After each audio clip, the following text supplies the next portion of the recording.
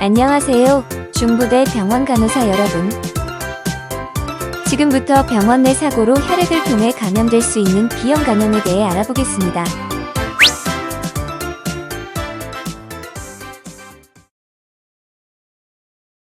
간호사를 포함한 의료 종사자는 감염병 환자 또는 보균자와 직접 접촉하거나 환자에게서 유래된 각종 검체, 오염된 의료 환경에 노출되기 쉽습니다.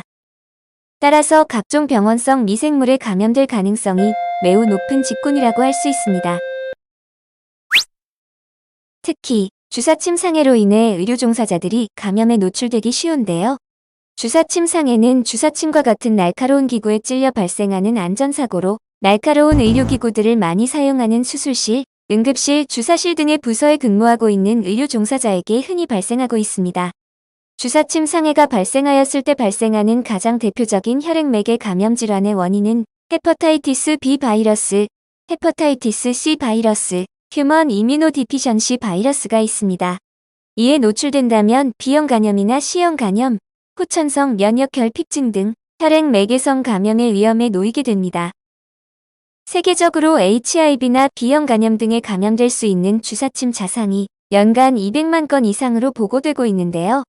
간호사를 포함한 의료 종사자에게서 발생하는 B형 및 C형 간염의 40%가 직업적 노출로 인한 감염으로 추정되고 있습니다.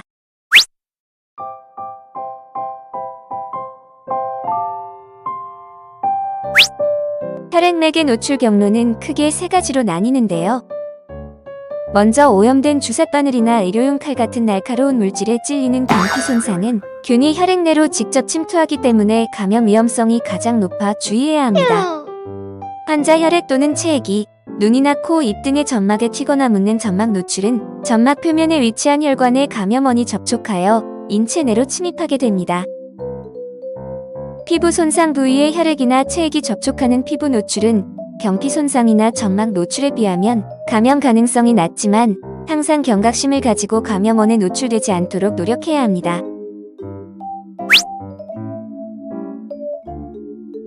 다음으로 사고 예방을 위한 효과적인 방법인 손위생 방법에 대해 설명해 드리겠습니다.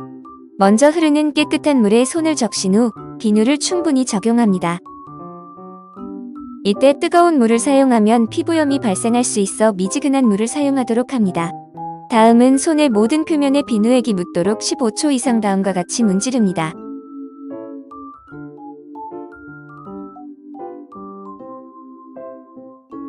물로 헹군 후 손이 재오염되지 않도록 일회용 타월로 건조시킵니다.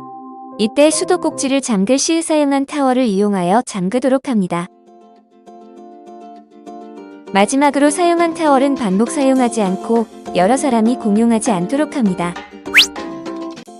다음은 개인 보호장구 착용에 대해 알아보겠습니다. 개인 보호장구는 공기나 비말 감염의 가능성이 있을 때 처치 중 환자의 혈액이나 체액이 튈 우려가 있을 경우 착용해야 합니다. 개인 보호장구 착용 전 긴 머리는 단정히 묶고 액세서리는 모두 제거합니다.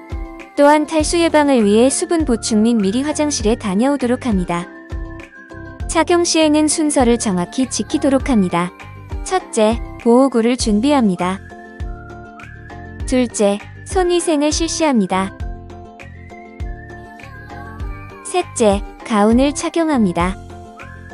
이때 자신의 몸에 맞게 허리끈과 목 뒤의 끈을 단단히 묶어줍니다. 넷째, 마스크를 착용한 뒤 코 접촉 부위를 눌러 얼굴에 밀착시키고 뜯기와 배기를 하여 공기가 새는 곳이 없는지 확인합니다.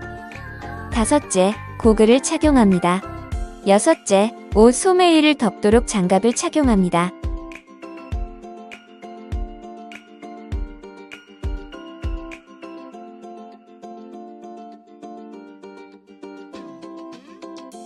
탈의 시에는 오염된 부분이 자신의 몸에 닿지 않도록 유의하여 탈의합니다. 첫째, 한 손으로 반대편 장갑을 벗겨 손에 말아쥐고 남은 장갑을 벗겨 의료용 폐기물 용기에 버립니다. 둘째, 손위생을 실시합니다. 셋째, 가운의 오염된 면을 안으로 말아주면서 신체에 닿지 않도록 주의하여 탈의합니다. 넷째, 손위생을 실시합니다. 다섯째, 고글을 앞면에 접촉하지 않고 제거합니다. 6째, 손위생 후 마스크를 제거합니다.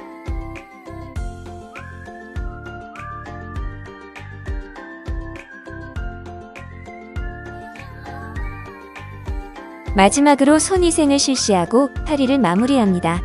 사용한 개인 보호장구는 의료용 폐기물에 버리거나 소독하여 감염원을 제거합니다. 다음은 주사기 사용 시 한손 조작법 및 처리 방법에 대해 알아보겠습니다.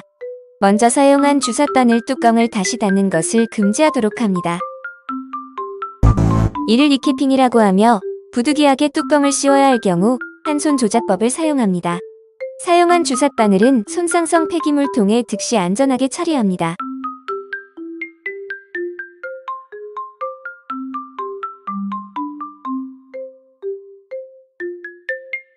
손상성 폐기물함은 3분의 2 이상 채우지 않도록 합니다.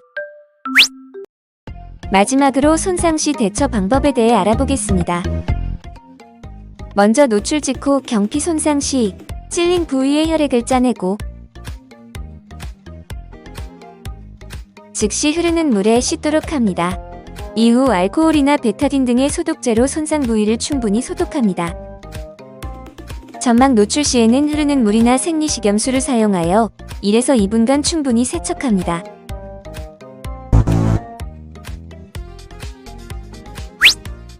그렇다면 이미 환자의 혈액이나 체액에 노출되었다면 어떻게 해야 할까요? 가장 좋은 방법은 노출된 후 안티-HBS, 즉 B형 간염 항체 검사를 실시하는 것입니다.